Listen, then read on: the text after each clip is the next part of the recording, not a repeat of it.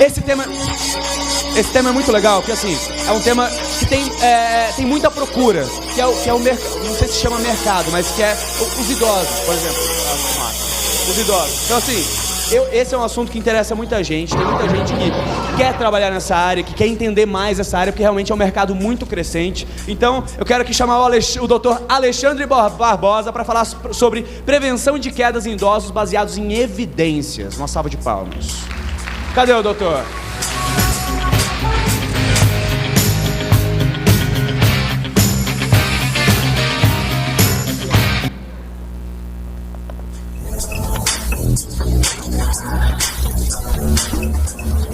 Ei. Boa tarde. Tudo bem? Tô com minha colinha aqui, viu? Gente, prazer estar aqui. Muito obrigado pelo convite, Crefito. Eu acho que o trabalho, né? Estou sendo repetitivo, mas o trabalho está sendo feito com excelência. E isso é muito gratificante. É difícil a gente que viveu, né, épocas sombrias, né? A gente vê tudo isso acontecendo, é muito prazeroso. Então, parabéns ao Crefito, muito obrigado. Anderson, Flávia, nossos amigos aí. Eu vou falar, na verdade, de Pilates. Eu vim aqui para falar de Pilates, mas eu vim para falar de Pilates associado à prevenção de quedas em idosos. Pessoal, antes disso, falando em nível de evidência, porque antes de falar de quedas em idosos, a gente precisa de falar de nível de evidência. Deixa eu passar, sou eu que passo. Ó. Aí. Então vamos lá. O Fábio já deu uma introdução e olha lá. Se a gente fosse colocar uma gradação, né, em níveis de evidência, nós temos níveis mais baixos e níveis mais altos de evidência. Onde os dois níveis mais altos que a gente tem é a revisão sistemática e a meta-análise. Sendo que a meta-análise, na verdade, é uma análise estatística de uma revisão sistemática, nada mais do que isso. Via de regra, meta-análise e revisão sistemática, elas utilizam esse outro nível de evidência aqui, que são estudos randomizados controlados, para fazer os seus estudos. Por isso que o Fábio falou que a gente tem poucos estudos de qualidade falando sobre Pilates, porque nós temos poucos estudos que se encaixam nesse nível de evidência aqui, são estudos randomizados controlados. Obviamente, nós, ao longo do tempo, a gente já está começando a ter mais coisas a respeito disso aí, para comprovar mais a eficiência do Pilates para diversas coisas, como ele também falou. E hoje a gente vai tratar de um assunto bem específico aqui. Para isso, eu selecionei somente meta-análises e revisões sistemáticas, para que a gente tenha o maior nível de evidência hoje disponível para falar sobre prevenção de quedas em idosos. Tá? Bom, vocês sabem que a população gradativamente também vai envelhecendo por causa de uma série de fatores, mas principalmente a expectativa de vida está aumentando, melhoria na medicina, nos cuidados, então, na alimentação. Então, isso tudo faz com que nós tenhamos um gráfico que vai só aumentando. A estimativa é que em 2060 a gente tem 26,7% no Brasil de população acima de 65 anos. É um problema de saúde pública queda em idosos. Tá? Por quê? Cerca de 28% a 35% da população idosa sofre pelo menos uma queda por ano. Muita coisa, né? 40% a 60% das quedas vão resultar em lacerações importantes, fraturas ou em lesões cerebrais traumáticas. 24% desses vão exigir internação. E 95% das fraturas ocorrem em decorrência de uma queda. Além disso, 20% dos pacientes vão a óbito após o primeiro ano de uma fratura de quadril. Eu não preciso falar sobre isso para vocês, a gravidade dessa lesão, né? Então a gente percebe que queda em idoso é bem complicado, concorda? Bem complicado. Além de ser complicado, é extremamente, se existir essa palavra, né? Se não for um neologismo, extremamente prevenível, né? Tá bom? E a gente pode fazer isso. Como? Bom, eu tive prazer, a honra de trabalhar com o Dr. Edgar, meu pós-doutorado, lá em Miami. Uma das maiores referências hoje mundiais a respeito de prevenção de quedas. Ele é fisioterapeuta. E essa revisão que ele publicou aqui, recentemente, em abril desse ano, 2016, na BMJ. Para quem não conhece, BMJ é um dos mais importantes periódicos de publicação no mundo inteiro, tá? Então, o que ele fala aqui na revisão dele? Ele fala que nós temos alguns fatores de risco que são preponderantes, que nós temos que tomar cuidado com eles, atenção com eles, na hora de lidar com prevenção de queda em idosos. Então, a gente tem ali quedas prévias, principalmente nos últimos 12 meses. Então, é importante, quando você está lá na sua avaliação com o idoso, perguntar: olha, se eu teve um episódio de queda nesses últimos 12 meses, no último ano, isso é um fator preponderante para que ele tenha uma nova queda. Cerca de 60% desses pacientes que tiveram a queda no último ano, eles vão ter uma outra queda logo em seguida. Ok? Também, medo de queda.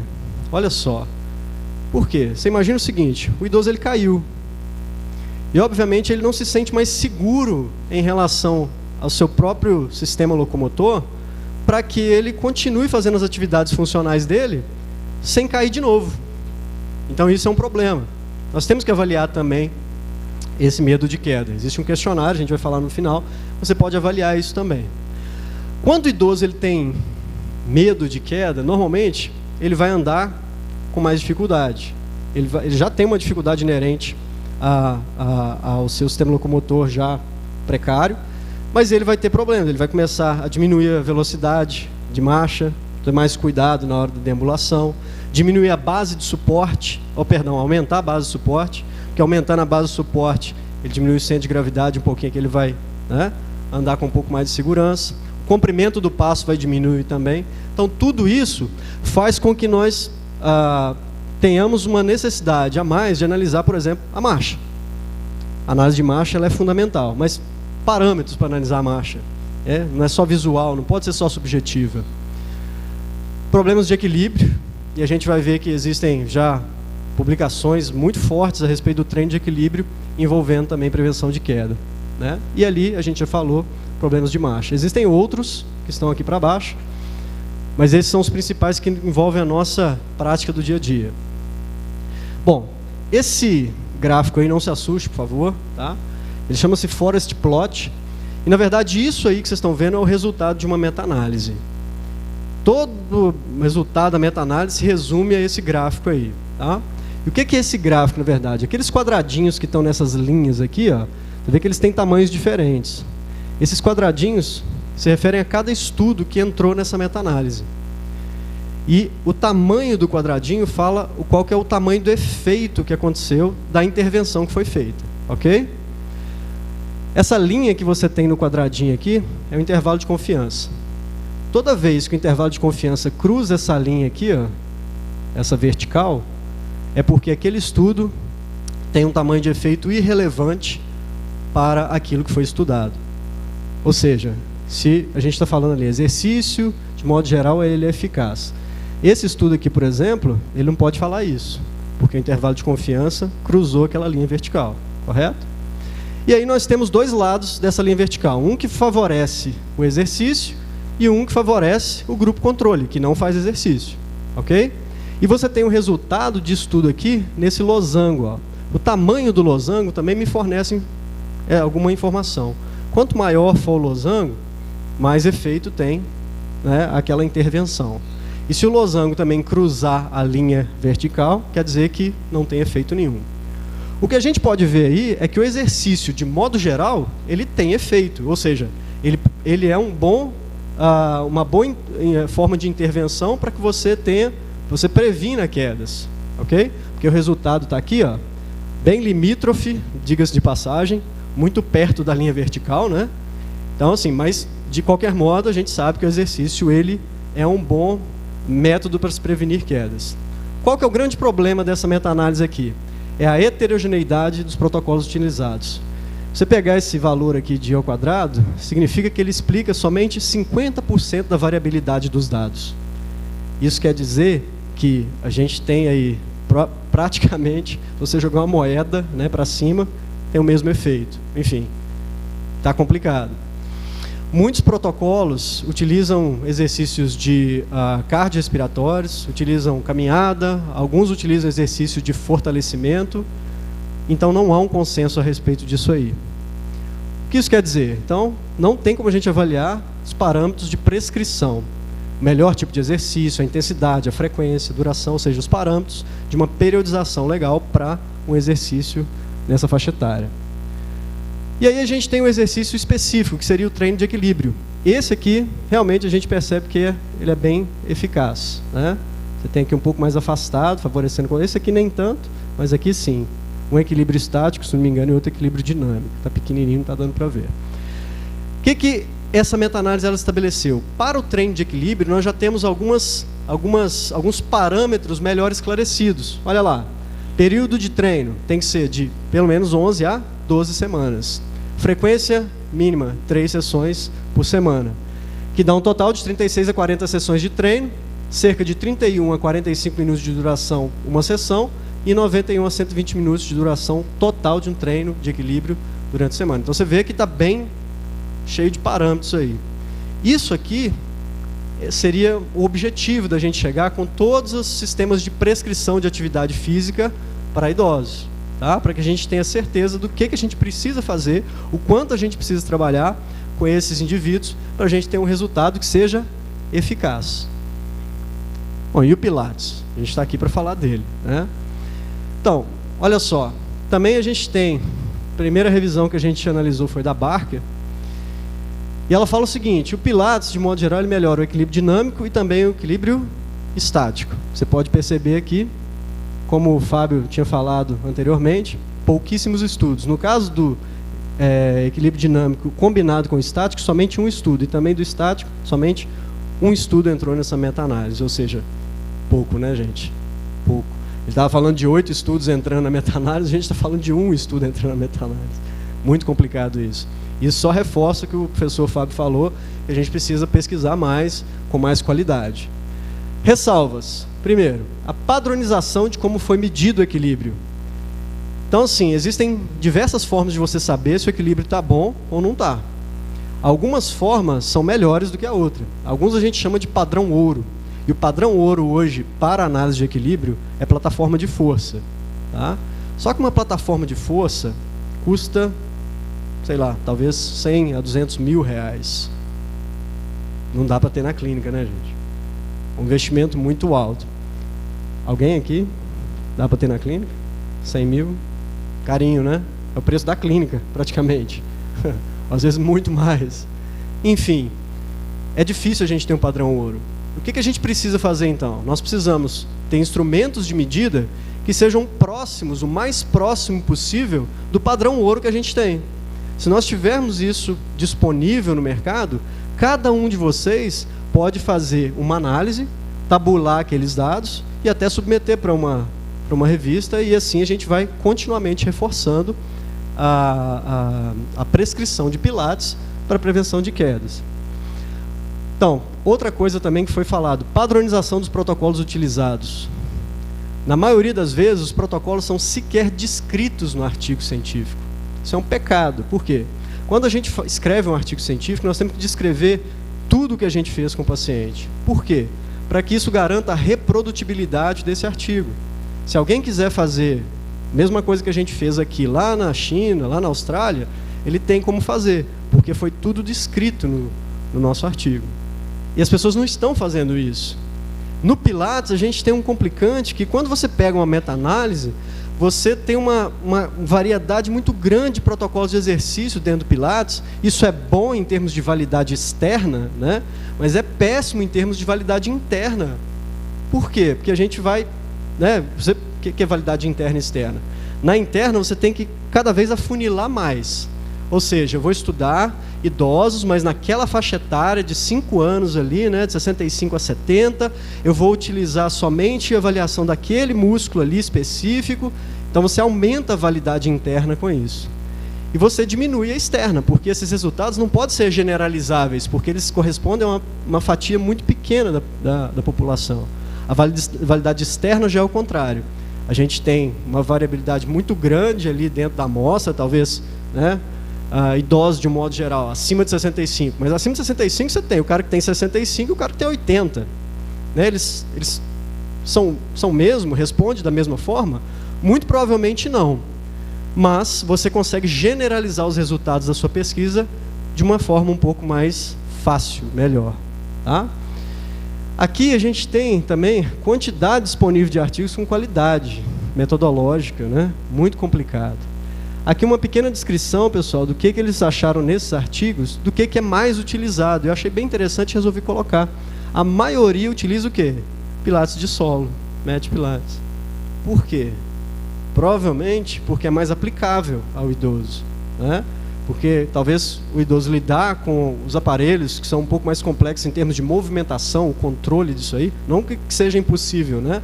Mas para ele talvez seja um pouco mais fácil. Isso também é um dado que me chamou a atenção. Talvez a gente tenha que partir para isso mesmo, trabalhar com alguma coisa que seja um pouco mais aplicável àquela população e não tentar colocar a terapia na fatia populacional.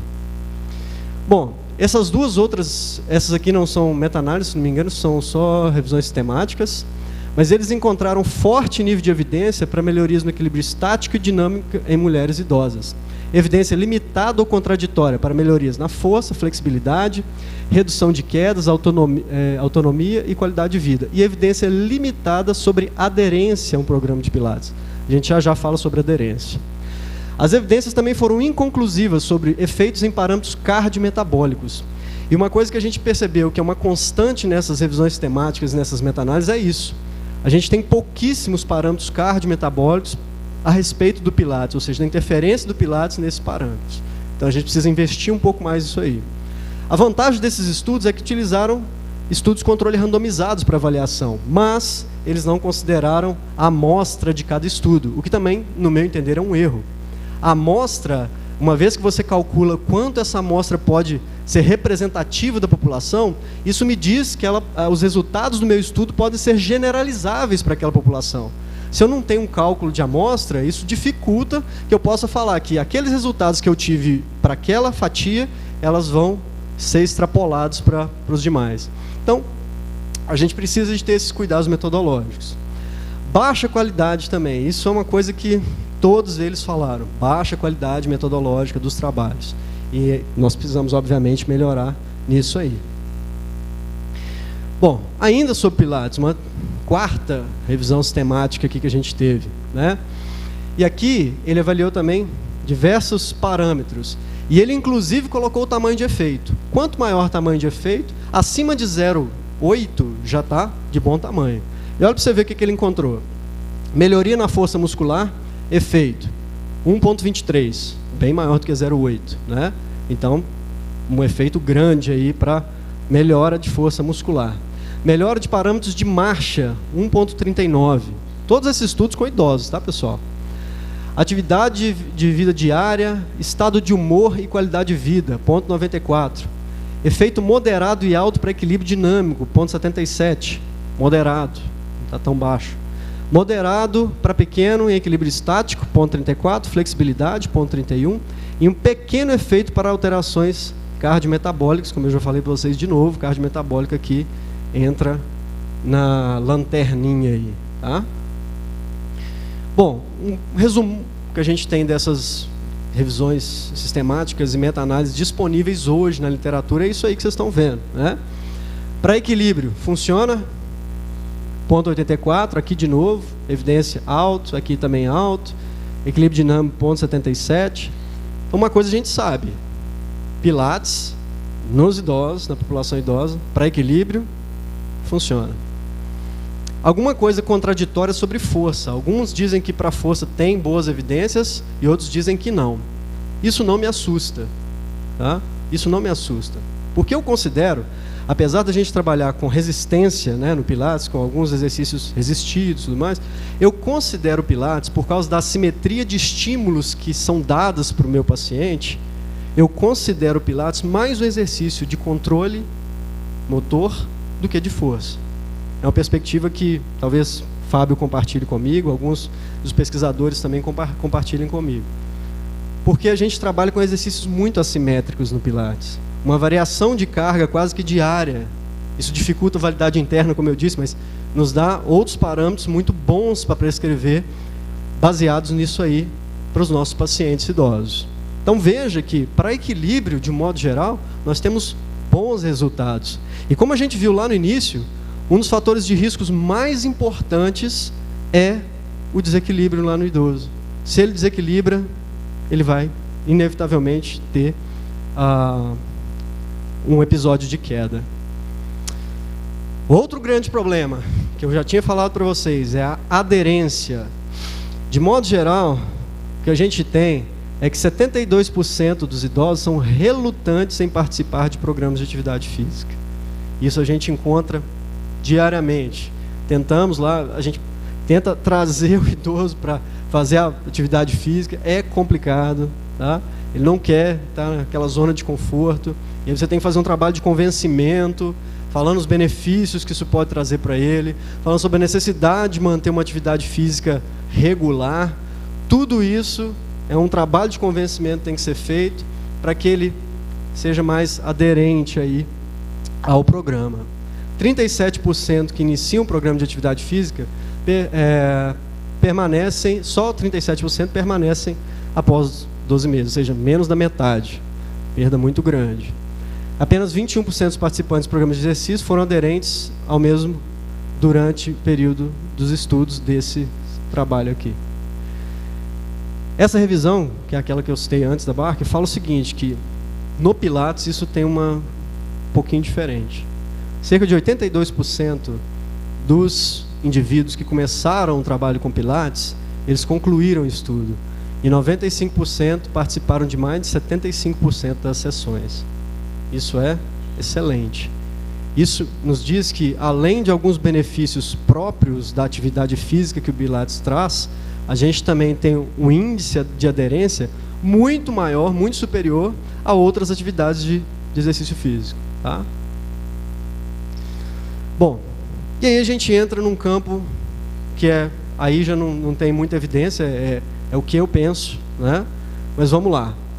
Quais são as perspectivas e necessidades que a gente tem hoje? Primeiro, melhorar então a padronização dos protocolos de aplicação do método, principalmente para que a gente gere evidências de qualidade, sobretudo em temas que ainda não estão estudados ou com baixo nível de evidência. Uma coisa que a gente optou por quando a gente estava começando a trabalhar com Pilates foi justamente começar a estudar os princípios do Pilates. É a respiração, como o Fábio falou, é a contração da musculatura abdominal, né? Esse controle do movimento, como que isso influencia, como que isso ativa, inclusive em musculatura distante. Ele não citou, mas nós temos outros 2 estudos de Pilates que estão submetidos a revistas e que já estão em processo aí, daqui a pouquinho deve sair para publicação. Um fala sobre, a gente fez a mesma coisa do bíceps lá, só com membros inferiores, e a gente percebeu que existe diferença, avaliamos musculatura de coxa, musculatura de perna, e deu diferença a favor da respiração do Pilates, especificamente. E um outro, que nós avaliamos com a contração de musculatura abdominal profunda, transversa abdominal e paravertebrais. Tem um estudo do Andrew Fleming, anatomicamente ele mostrou que tem uma ligação anatômica entre o compartimento anterior e o compartimento posterior. E aí quando a gente ativa em praticantes de Pilates já há algum tempo, comparado com um grupo que não é praticante de Pilates, quando você faz a ativação da musculatura abdominal profunda, você tem uma coativação da musculatura paravertebral. Isso, a gente enxerga isso na prática, não é? A gente vê isso aí. Agora imagina quanto que é melhor a gente observar isso, sabendo que isso tem uma evidência que me suporta para falar isso aí. Olha, quando a gente faz um trabalho então abdominal, faz um trabalho com o indivíduo com Pilates, a gente tem uma coativação, e essa coativação ela é relevante comparado com o grupo que não fez atividade. Outra coisa interessante, avaliar melhor os parâmetros que são menos estudados e que no caso dos idosos são ótimos preditores de queda, como por exemplo os parâmetros temporoespaciais da marcha. E eu até entendo por que a gente não faz isso. A gente não faz isso porque a gente não tem ferramenta para fazer. A nossa avaliação clínica de marcha é meio que no olho, né? Ou a gente filma o paciente, aí você olha ali, mas você não tem uma medida. Você fala, não sei quanto que é o comprimento de passo dele, eu não sei qual que é a base de suporte. E hoje a gente já tem tecnologia barata ou até de graça para que você faça isso aí. Tá? Daqui a pouco eu vou falar sobre isso. Então a gente precisa dar prioridade a isso. E também, uma coisa que agora a gente está fazendo, né, que é avaliar a condição cardiometabólica. Porque não tem nada falando sobre isso aí, muito pouco. E o que tem, às vezes, ainda é muito incipiente. Avaliar quais dos princípios do método são mais relevantes para a melhoria dessa condição instável.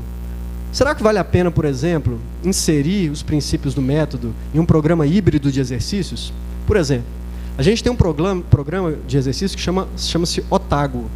E o Otago, ele é comprovadamente um redutor de quedas em pacientes idosos. Cerca de 35% dos idosos que participam do Otago, eles diminuem essa reincidência em queda. Tá?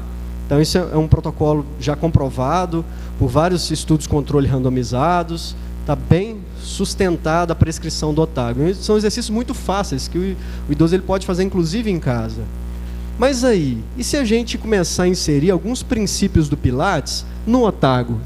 Será que a gente não consegue potencializar esses 35%? Será que a gente não consegue melhorar mais ainda essa redução de quedas? Porque, como é um problema de saúde pública, e não se engane, gastos de milhões de reais, de dólares, no mundo inteiro, só por causa das consequências de um evento de queda em idosos.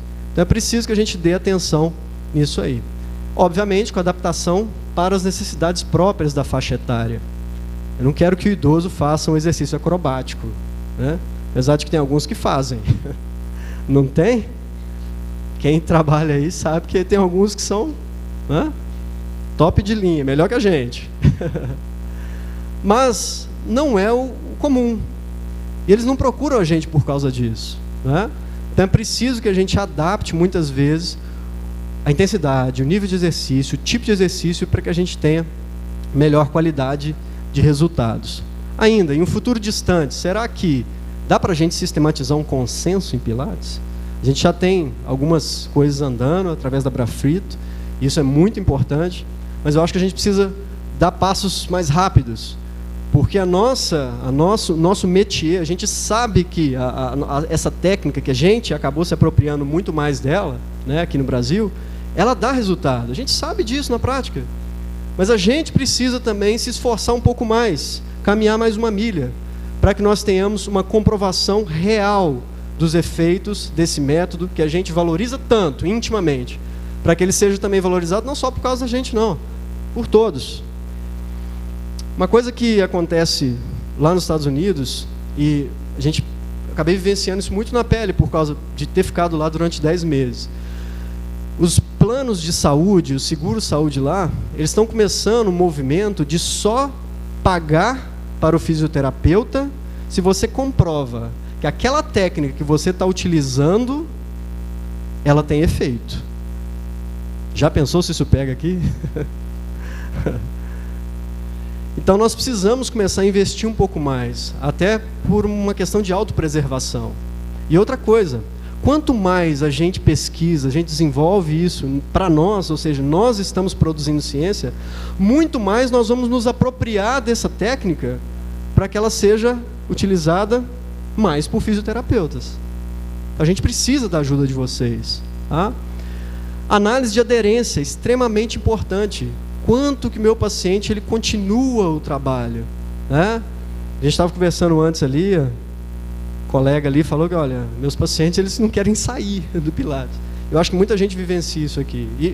E tem uns motivos. Ele é muito lúdico, é muito interessante, gostoso de ser feito, de baixo impacto, né? Assim, a gente pode enumerar várias coisas aqui, mas vocês sabem disso aí. Contar com mais estudos que sejam o quê? Multicêntricos, envolvendo clínicos, né, que trabalham com o método. Estimativas sugerem que o estudo definitivo vai requerer em torno de 804 participantes para se detectar diferenças nas taxas de lesões relacionadas a quedas. Gente, eu sozinho não consigo fazer isso, não. Eu não consigo coletar 804 pacientes.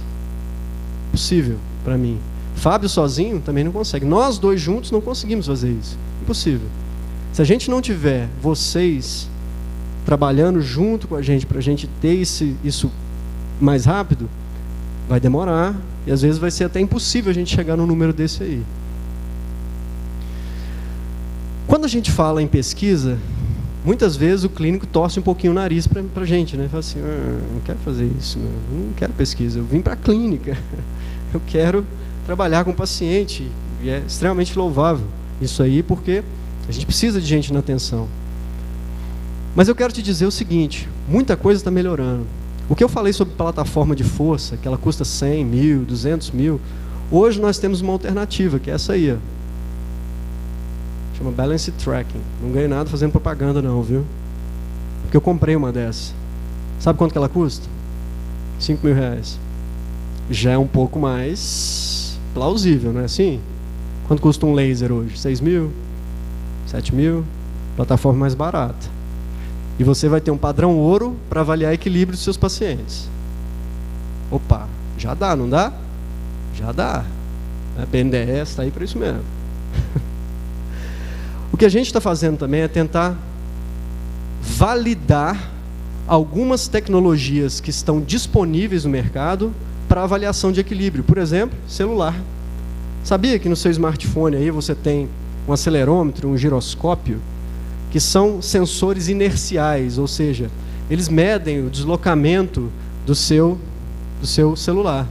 Obviamente, se eu meço o deslocamento celular, se eu colocar ele aqui, eu consigo medir o meu deslocamento, não consigo? Um projeto de extensão com interface em pesquisa, que a gente está desenvolvendo lá em Valadares agora, que é tentar validar o celular para avaliar limites de estabilidade nos idosos. E a gente vai tentar validar isso, obviamente, com uma validação concorrente, fazendo as medições com a plataforma de força que a gente trouxe lá dos Estados Unidos. Se der certo, e a gente conseguir publicar a um curto prazo aí, isso significa que cada um de vocês vai pegar o seu celular, seu smartphone, medir com a medida válida, o limite de estabilidade, e dizer se esse paciente tem mais ou menos predisposição de queda, baseado no teste de equilíbrio que ele vai fazer. Isso é bom? Isso é massa. Né? O que mais? Ainda falando sobre sensores inerciais. Esse aqui, você tem um softwarezinho que você coloca no seu smartphone, e aí você compra aqui também esses dois aqui. Ainda é um pouco caro, eu acho. É em torno de 12 mil reais, tá? Esses sensores aí.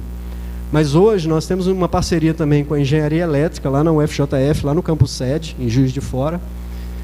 E eu estou fazendo alguns trabalhos para eles, e eles estão fazendo alguns trabalhos para mim. Um dos trabalhos que a gente pediu que eles fizessem foi desenvolver um sistema de sensores inerciais que seja barato. Para quê? Para alguma vez estar no mercado, tá? Isso aí esteja disponível para o clínico. E aí você vai poder avaliar parâmetros tempo-espaciais como velocidade, cadência da marcha, tamanho do passo do paciente, base de suporte, tempo de apoio duplo, tempo de apoio unilateral. E aí depois disso você vai ter diversos parâmetros para falar assim, opa, durante a atividade dinâmica na marcha, esse paciente ele tem mais ou menos predisposição à queda. Porque eu tenho agora parâmetros que são objetivos. Eu sei quantos centímetros eu tenho de um passo a outro. Eu sei como é que é a base de suporte. E aí a gente consegue desenvolver mais a nossa capacidade de fazer pesquisa. Certo? A ideia não é que eu faça ou que o Fábio faça. Se você fizer lá onde você está, já é muita coisa. Se todos nós aqui pudéssemos contribuir, quantos artigos científicos sairiam daqui? E quanto que a gente validaria mais ainda o método Pilates para ser praticado de forma generalizada? Muito mais, né? Ainda, você não tem nada disso. E eu não quero mexer com isso. Não. Ok. Questionário.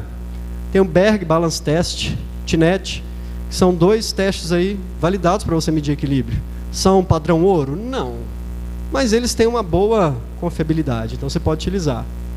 Aqui também, FES Brasil, que mede o medo de novas quedas. Você pode utilizar, e já está traduzido para a língua portuguesa. Tá? E também o teste que nós estamos tentando validar agora, ainda não está, mas a gente está tentando trabalhar inclusive com o celular, que são os limites de estabilidade em idosos. Okay? A cada 20 minutos o idoso cai, morre de uma queda. Então, talvez o tempo que a gente esteja falando aqui, mais um. Se isso não te incomoda profundamente, me incomoda profundamente. Ele é a avó de alguém, é o avô de alguém, é assim? Uma pessoa que merece cuidado. E eu não posso fazer nada sozinho. Eu preciso de vocês. Hoje, nossas parcerias estão aqui, ó, no programa de mestrado que nós temos lá em Juiz de Fora. Sou o único professor de Valadares, o que torna a coisa mais difícil, e o único que trabalha com predição de queda. Então, mas a gente está lá e não vamos desistir. A parceria com a Universidade Federal dos Vales de Jequitinhonha, na pessoa do Dr. Fábio, eu acho que sem a parceria com eles a gente não caminharia. Eles são muito importantes. Eu acho que cada vez mais a gente, com parceria, a gente consegue andar mais longe. Também o Instituto Universitário de Gran Rosário, lá na Argentina, uma parceria que nós temos lá, e eles lá têm uma facilidade muito grande de coletar amostra. Então a gente faz isso junto com eles também. Eles estão desenvolvendo agora alguns métodos de avaliação também para queda. E também a parceria que nós temos lá na Florida International University, na pessoa do meu supervisor de pós-doc, que era o Dr. Edgar, que fugiu de Miami, agora está em Tampa por causa do furacão, mas já está melhorando lá, espero. Deve estar voltando. Uma estrutura massa, tá? E um cara extremamente aberto a parcerias. Então, uma pessoa que altamente recomendável para que a gente mantenha o nosso contato com ele. Não só através de mim, mas tenho certeza que quem procurá-lo vai perceber isso aí. E eu acho que a gente não pode descansar até que isso aqui deixe de ser uma realidade. O sonho da gente é que nenhum idoso caia. Que todo idoso ele esteja envolvido num programa de atividade física que permita a ele manter suas qualidades de contração muscular, de marcha, de equilíbrio, e que ele tenha qualidade de vida, mais do que tudo. E que ele possa, obviamente, prolongar a sua vida até quando Deus quiser, né? Eu acho que é esse o objetivo. E a gente não vai desistir. Nós não vamos parar de pesquisar, de tentar fazer parcerias, de vir aqui incomodar vocês, tá? Porque a responsabilidade não é só minha, é nossa, para que isso aqui seja uma realidade. Um mundo sem quedas. Esse é o meu e-mail. E se você quiser saber um pouquinho mais, eu estou aqui, pode conversar comigo, tá? E se você eu não tenho tempo de conversar com todo mundo, mas se você tem interesse em trabalhar com a gente, em parcerizar, trabalhar, fazer alguma pesquisa lá na sua clínica, mas se você não sabe por onde começar, a gente quer ajudar, tá? Então meu e-mail é esse aí, ó, alexandre.barbosa@fjf.edu.br. Eu espero ter contribuído um pouquinho. Muito obrigado e até a próxima.